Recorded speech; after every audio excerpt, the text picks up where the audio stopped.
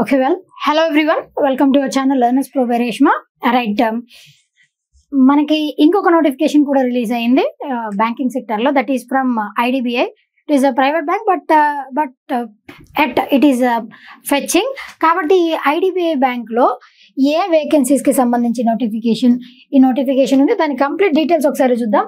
ఇక్కడ junior assistant manager ఈ vacancies కి సంబంధించి నోటిఫికేషన్ అనేది రిలీజ్ అయింది. గ్రేడ్ O అనమాట, 2025-26.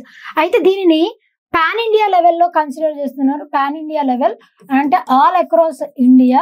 పాన్ ఇండియా అంటే ఆల్ అక్రాస్ ఇండియా ఈ వేకెన్సీస్ అనేవి ఫిల్ చేస్తారు.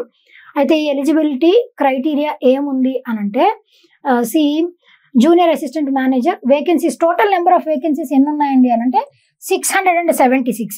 మరలా దీంట్లో అన్రిజర్వ్డ్ క్యాండిడేట్స్ అయితే అన్రిజర్వ్డ్ వేకెన్సీస్ 271, SC క్యాండిడేట్స్ అయితే 140, ST వాళ్ళకైతే 74 వేకెన్సీస్, OBC అయితే 124 vacancies, persons with bench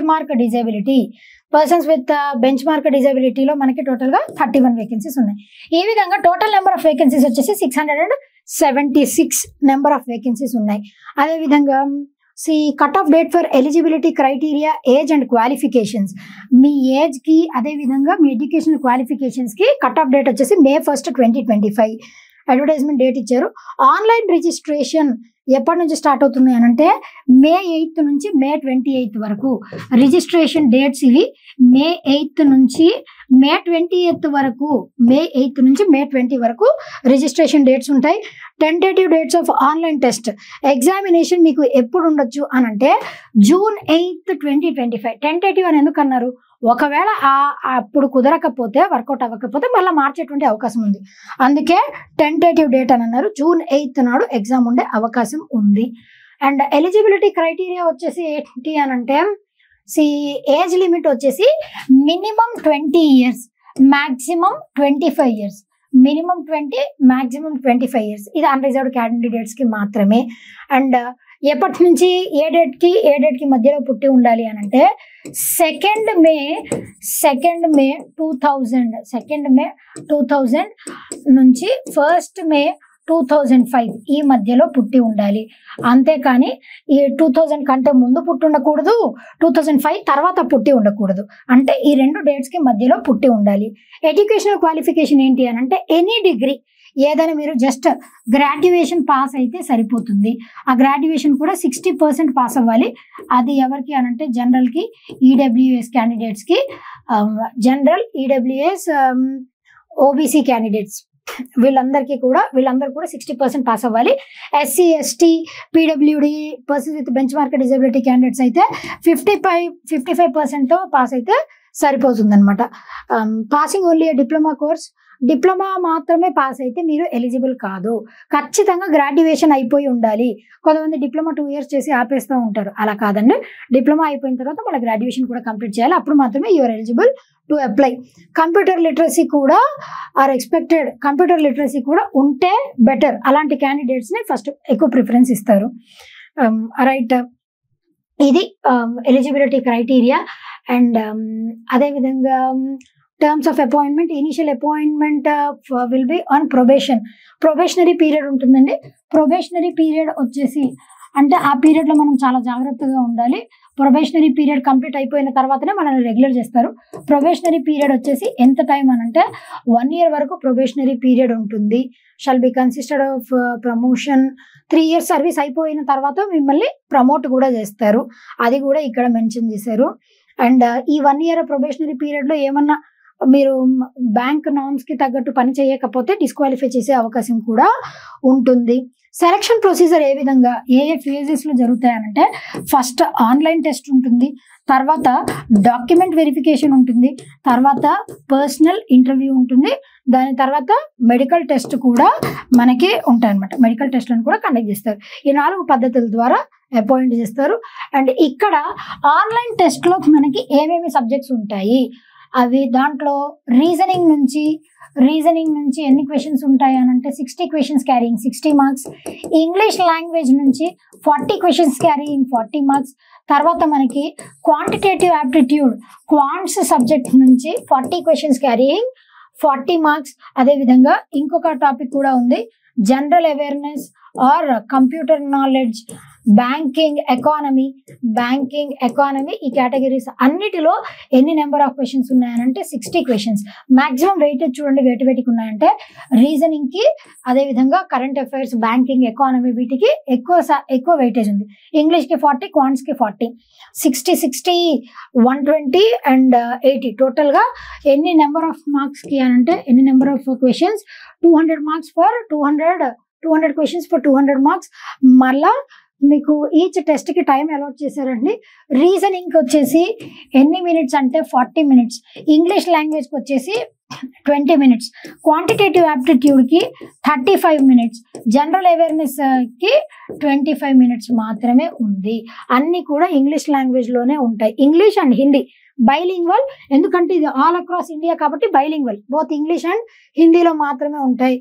sectional cut off ఉంటుంది, అగ్రిగేట్ కూడా ఉంటాయి. సెక్షనల్ అంటే ఒక్కొక్క సెక్షన్లో క్వాలిఫై అవ్వాలి, ఓవరాల్గా కూడా ఇన్ని మార్క్స్ రావాలని చెప్పేసి కట్ ఆఫ్ పెడుతుంది. ఆ రెండు కూడా మీరు క్వాలిఫై అయ్యి ఉండాలి. There shall be sectional timings with overall 120 minutes. టోటల్గా ఎన్ని మినిట్స్ టైం లిమిట్ వచ్చేసి 120 మినిట్స్, మార్క్స్ వచ్చేసి 200 మార్క్స్. సెక్షనల్ వైజ్ టైం ఉంటుంది మీకు, sectional wise cut off, aggregate cut off కూడా ఉంటుంది.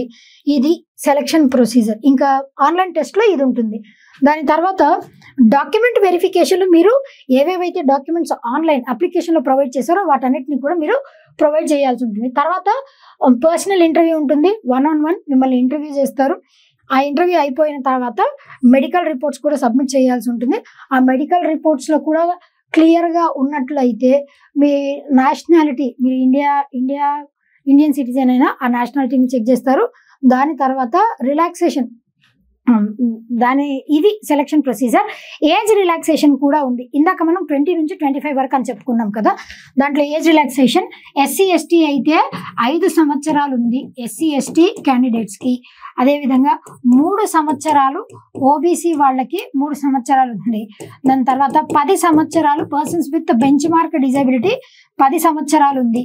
5 సంవత్సరాలు ఎక్స్ సర్వీస్ మెన్కి 5 సంవత్సరాలు ఉందన్నమాట. 1984 రీట్స్లో ఎఫెక్ట్ అయినటువంటి వాళ్ళకి కూడా మరలా 5 సంవత్సరాలు రిలాక్సేషన్ ఇచ్చారు. 20 నుంచి 25 years maximum limit. SC ST అయితే 37 వరకు రాసుకోవచ్చు. OBC వాళ్ళు 28 ఇయర్స్ వరకు ఎలిజిబుల్. బెంచ్ మార్క్ డిజబిలిటీ ఉన్న వాళ్ళైతే 35 ఇయర్స్ వరకు ఎలిజిబుల్. ఎక్స్ సర్వీస్ మెన్ అయితే 30 ఇయర్స్ వరకు ఎలిజిబుల్. దీంట్లో ఎఫెక్ట్ అయిన వాళ్ళు 30 ఇయర్స్ వరకు ఎలిజిబుల్ అనమాట. రైట్, ఇవన్నీ కూడా ఎడ్యుకేషనల్ క్వాలిఫికేషన్స్ మనం ఆల్రెడీ డిస్కస్ చేసుకున్నాం. గ్రాడ్యుయేషన్ కంప్లీట్ అయ్యి ఉండాలి ఖచ్చితంగా, అప్పుడు మాత్రమే యు ఆర్ ఎలిజిబుల్. ఏ విధంగా అప్లై చేసుకోవాలి ఇవన్నీ ఇచ్చారు. వ్యాలిడ్ మొబైల్ నెంబర్ ఉండాలి, వ్యాలిడ్ ఈమెయిల్ ఐడి ఉండాలి. ఎందుకు అనంటే వీటికి నోటిఫికేషన్స్ అనేవి వస్తాయి. ఎగ్జామినేషన్ డేట్ ఇప్పుడు ఉంది, ఎగ్జామినేషన్ సెంటర్, హాల్ టికెట్ ఇవన్నీ కూడా వస్తాయి కాబట్టి వ్యాలిడ్ వే ఉంచాలి అని చెప్తారు. ఫోటోగ్రాఫ్ని ఎంత సైజులో స్కాన్ చేయాలి అవన్నీ కూడా ఇక్కడ ఇచ్చారు. అండ్ దాంతోపాటు టెక్స్ట్, హ్యాండ్ రిటన్ టెక్స్ట్ కూడా ఒకటి ఇచ్చారు.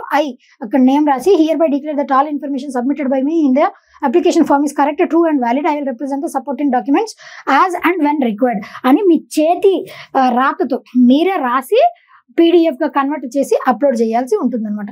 సిగ్నేచర్ ఇవన్నీ అయితే మామూలే. అప్లికేషన్ ప్రొసీజర్, దాని తర్వాత పేమెంట్ ఉంటుంది. ఆ పేమెంట్ చేసిన తర్వాత once payment is done, complete అయిపోతుంది. Payment is done, then registration అన్నది కంప్లీట్ అయిపోయినట్టే. పేమెంట్ వచ్చేసి ఎంత, ఫీ వచ్చేసి ఎంత అనంటే SC ST PWD వీళ్ళందరికీ 250 రూపీస్ మాత్రమే. SC ST PWD వీళ్ళకి 250 రూపీస్ మాత్రమే. మిగతా అందరికీ OC క్యాండిడేట్స్కి, OBCకి, EWSకి వాళ్ళందరికీ ఫీ వచ్చేసి ఎంత అనంటే 1050 రూపాయలు. జనరల్ క్యాండిడేట్స్కి, EWSకి, OBC వీళ్ళందరికీ కూడా 1050 రూపాయలు. ఇది ఫీ డిఫరెన్స్ వచ్చేసి ఇంత ఉంది. కాబట్టి ఇవన్నీ చూసుకోండి. అండ్ వన్స్ మీరు అప్లై చేసిన తర్వాత ఏజ్ లిమిట్ డాక్యుమెంట్ వైజ్ కూడా ఏజ్, ఎడ్యుకేషనల్ క్వాలిఫికేషన్స్, ఏమేమి డాక్యుమెంట్స్ సబ్మిట్ చేయాలి ఇవి కూడా ఇక్కడ ప్రొవైడ్ చేశారు. కాస్ట్ సర్టిఫికేట్ కూడా ప్రొవైడ్ చేయాల్సి ఉంటుంది. మీకు ఏదైనా డిజబిలిటీ ఉంటే డిజబిలిటీ సర్టిఫికేట్ కూడా ప్రొవైడ్ చేయాల్సి ఉంటుంది. అవన్నీ కూడా ఇక్కడ మీకు మెన్షన్ చేశారు. క్లియర్గా చదువుకోండి. ఇన్ కేస్ మీకు ఇంకా ఏమన్నా డౌట్స్, హియరింగ్ ఇంపైర్మెంట్ వీళ్ళు ఏ విధంగా అప్లై చేసుకోవాలి అవన్నీ కూడా ఇక్కడ ఇచ్చారండి. జనరల్ ఇన్స్ట్రక్షన్స్ కూడా మనకి ప్రొవైడ్ చేశారు. ఇంగ్లీష్ లాంగ్వేజ్లో ఉంటుంది అని చెప్పి ఇవన్నీ ఇచ్చారు. ఎగ్జామినేషన్ డేట్స్ మార్చేటువంటి అవకాశం కంప్లీట్గా బ్యాంకుకు ఉంటుంది అని చెప్పేసి అన్నారు. ఫోటోగ్రాఫ్ ఇమేజ్ సైజ్ ఎంత ఉండాలి, సిగ్నేచర్ సైజ్ ఎంత ఉండాలి, థంబ్ ఇంప్రెషన్, హ్యాండ్ రిటన్ ఇవన్నీ ఎంతెంత ఉండాలి, డాక్యుమెంట్స్ ఎట్లా స్కాన్ చేసి అప్లోడ్ చేయాలి, డాక్యుమెంట్స్ ఇవన్నీ కూడా మీకు క్లియర్గా ప్రొవైడ్ చేశారు. అదేవిధంగా ఎగ్జామినేషన్ సెంటర్స్ కూడా ఎక్కడెక్కడ ఉన్నాయి అవి కూడా మెన్షన్ చేశారు. ఇవి కంప్లీట్ డీటెయిల్స్ దీని గురించి. Examination centres, age limit, qualifications, ఇవన్నీ సెలక్షన్ ప్రొసీజర్ ఏ విధంగా ఉంటుంది కంప్లీట్గా నేను ఎక్స్ప్లెయిన్ చేశాను. ఇంకా ఫర్దర్గా ఏమైనా డౌట్స్ ఉన్నాయంటే పీడిఎఫ్ కూడా అప్లోడ్ చేస్తాం, చూసుకోండి, క్లియర్గా చదువుకోండి. ఎలిజిబుల్ క్యాండిడేట్స్ ఎవరైతే ఉన్నారో వాళ్ళందరూ అప్లై చేసుకోండి, చక్కగా ప్రిపేర్ అవ్వండి. తొందరగా యాజ్ సూన్ యాజ్ పాసిబుల్ మీరు ఎలిజిబుల్ క్యాండిడేట్స్ అందరూ కూడా చక్కగా ప్రాక్టీస్ చేసి విజయాన్ని సాధిస్తారని ఆశిస్తూ all the very best for your examination and thank you.